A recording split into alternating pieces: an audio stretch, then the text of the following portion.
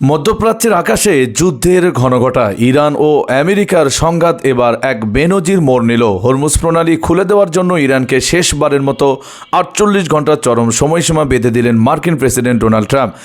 নিজের social media platform truth social বিস্ফোরক মেজাজে ট্রাম্প জানিয়েছেন, নির্ধারিত সময়ের মধ্যে কাজ না হলে ইরানকে নরকের সম্মুখীন হতে হবে।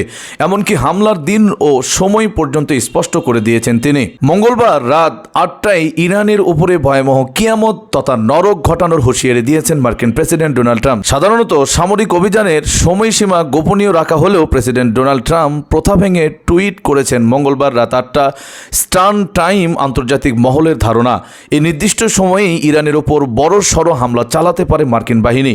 ট্রাম্পের দাবি, ইরান যদি জলপথের অবরোধ না সরায় তবে তাদের পাওয়ার প্ল্যান্ট এবং গুরুত্বপূর্ণ সেতুগুলোতে পরিকল্পিত হামলা চালানো হবে। হাল মহলের উদ্বেগ, জনবসতি পূর্ণ এলাকায় হামলার ফলে সাধারণত ইরানি নাগরিকদের জীবন চরম সংকটে পড়বে। তবে এদিকে মাথা নত করতে নারাজ তেহরান। মার্কিন প্রেসিডেন্টের এই হুঁশিয়ারি এবং অশালীন ভাষার প্রয়োগকে গুরুত্ব দিতে নারাজ হয়েছেন ইরান।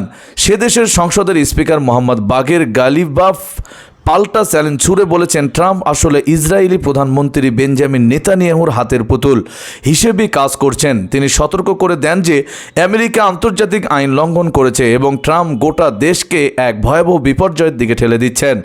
কোনো হুমকির কাছে ইরান মাথা নত করবে না বলেও তিনি স্পষ্ট করে দিয়েছেন। পরিস্থিতি জটিল হতে দেখে তড়ি ঘড়ি তৎপরতা হয়েছে ভারত। উদ্বত্ত পরিস্থিতিতে ভারতের বিদেশ মন্ত্রী এস জয়শঙ্কর ফোন করেন ইরান বিদেশ মন্ত্রী সৈয়দ আব্বাস আরাঘসিকে। এরপরেই মধ্যপ্রাচ্যের একাধিক রাষ্ট্রপ্রধানের সঙ্গে জরুরি আলোচনায় বসেন জয়শঙ্কর। মঙ্গলবার রাত 8টায় সেই ডেডলাইন কি তৃতীয় বিশ্বযুদ্ধের ইঙ্গিত?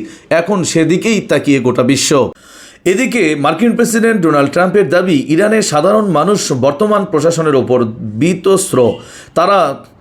তার মতে ইরানিরা আসলে বোমা বিস্ফোরণের শব্দ শুনতে চায়, কারণ তারা মনে করে এর মাধ্যমে তারা বর্তমান শাসন থেকে মুক্তি পাবে।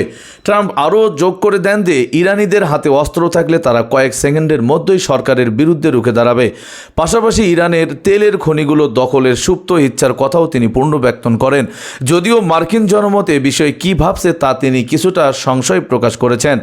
সম্প্রতি ইরানে আটক পড়া এক মার্কিন বিমান সেনাকে উদ্ধারের ঘটনা প্রসঙ্গে টেনে ট্রাম্প জানান, আমেরিকার প্রতিটি নাগরিকের সুরক্ষায় তিনি যে কোনো পর্যায়ে যেতে প্রস্তুত। সব মিলিয়ে ট্রাম্পের এই কড়া বার্তার পর গোটা বিশ্বে এখন আশঙ্কার মেঘ জমেছে। মঙ্গলবার রাত কি সত্যিই এক ভয়াবহ যুদ্ধের সাক্ষী হতে চলেছে? দর্শক, বিস্তারিত আপডেট জানতে পাশেই থাকবেন সবসময়।